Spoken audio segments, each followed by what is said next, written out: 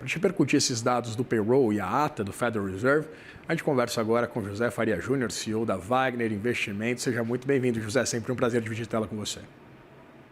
Olá, Vitor. Boa tarde. Obrigado pelo convite. Obrigado a você, José. Queria começar tentando entender um pouco esses números que vieram, inclusive, bastante acima, né, do que projetava o mercado, pelo menos num nível medianamente acima do que esperava o mercado. Eu queria entender se a gente pode acompanhar algum tipo de revisão dessa criação de dados, queria entender exatamente os ditames que tangem a paralisação do governo norte-americano, como isso impacta exatamente essa consolidação de uma leitura um pouco mais ampla sobre a real situação da economia norte-americana nesse momento, principalmente do mercado de trabalho. Bom, o dado do CPI, que foi divulgado em 24 de outubro, ele praticamente bateu um recorde de números de dados que foram imputados pelo departamento que faz a estatística. Em torno de 40% dos dados foram imputados, que eles não conseguiram ser corretamente coletados. Bom, por que eu estou falando sobre isso? Que provavelmente esse payroll vai ser revisado como a gente teve revisões nos dados passados. O número de dados não coletados do CPI sugere que a qualidade não é tão boa. O CPI nunca passou muito de 10% de dados imputados na planilha para calcular a inflação. Multiplicou por 4. Então, realmente há uma dúvida da qualidade desse dado do emprego e, naturalmente, a gente tem visto todos os meses revisões. Então, não seria surpresa ter aí alguma revisão do dado para baixo, já que ele veio mais do que o dobro, né, do que o esperado. Agora, falando especificamente do dado, ele sugere que o mercado de trabalho não estava entrando em colapso, vamos dizer assim, antes desse shoot-down americano, e isso corrobora a visão de que o Fed pode cortar menos juros. O que a gente está observando é que vai ter um corte, mas talvez em janeiro, né? Estão adiando aí em 45 dias na curva da CME, né? Continua, principalmente depois da ata de ontem, uma maior probabilidade de manutenção do juro na próxima reunião do que de corte. Então, talvez o Fed vá adiar esse corte. A gente não vai ter mais dado de emprego, né? Só dia 16 de dezembro. E o dado do CPI de outubro vai sair exatamente no dia da reunião do Fed, no dia 10 de dezembro. Então, assim, realmente o Fed está ficando muito sem dados. A gente observando aqui alguns dados privados, né? Como, por exemplo, de inflação, que a gente gosta de olhar o Truflation, que tem uma correlação muito boa com o CPI.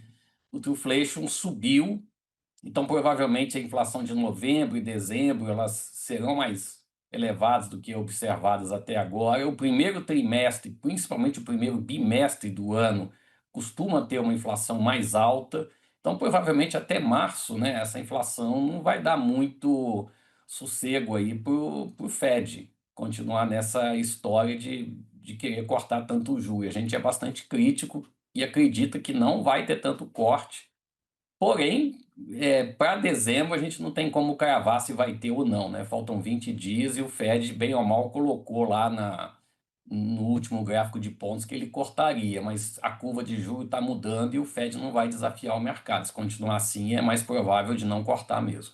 Pois é, né, José? Agora, se não me engano, foi durante o simpósio de Jackson Hole, quando houve aquela sinalização por parte de Jerome Powell que havia uma preocupação maior com esse chamado segundo mandato do Federal Reserve, que envolvia exatamente a resiliência do mercado de trabalho.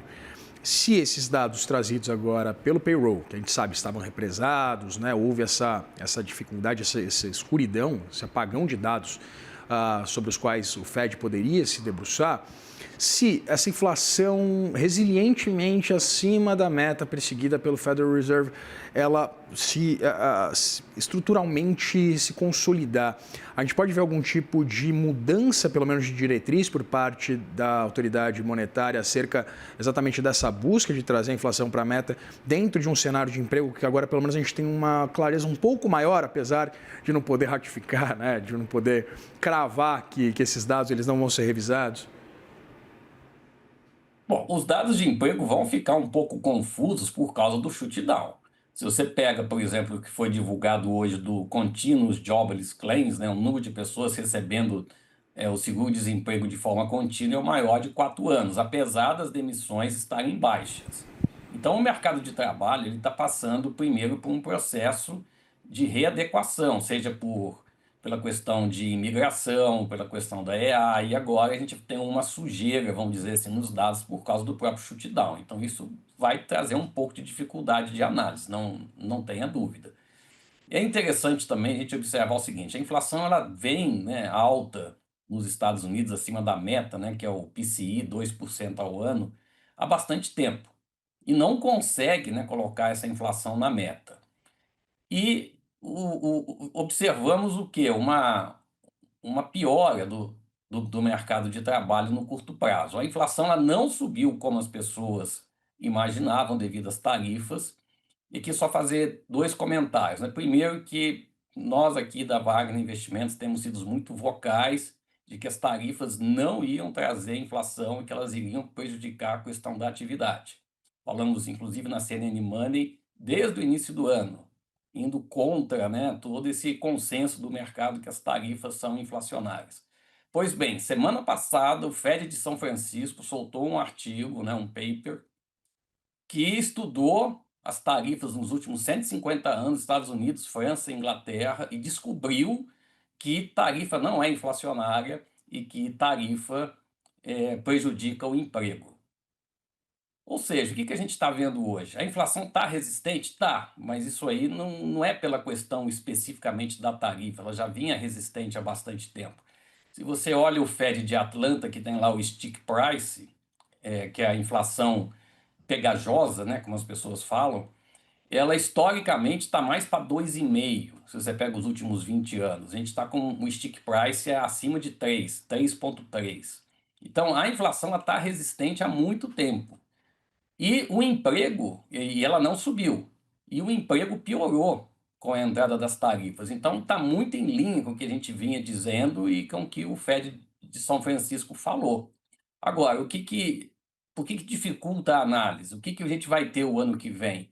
Aquele tal do OBA, né? o One Big Beautiful Bill Act, que vai colocar muito dinheiro no mercado, especialmente em investimento. Então, a gente tem várias forças, Fed cortando, maior gasto público, tarifas, várias coisas acontecendo ao mesmo tempo, é muito difícil você tentar fatiar. Agora, a inflação está resistente, o emprego provavelmente 30 mil, 40 mil é o novo normal, aí, o chamado break-even, né, que não vai deixar a economia entrar em recessão, e os lucros das companhias estão indo bem, o que também sugere que a economia não vai entrar em recessão. O que está acontecendo hoje o mercado vinha muito naquela, que emprego está muito ruim, muito discurso do Trump, como você acabou de falar, agora vão demitir o Bessent, né, para forçar o corte de juros e, pelo jeito, o Fed não vai fazer tanto corte quanto o mercado colocou na curva. A gente tem falado bastante sobre isso.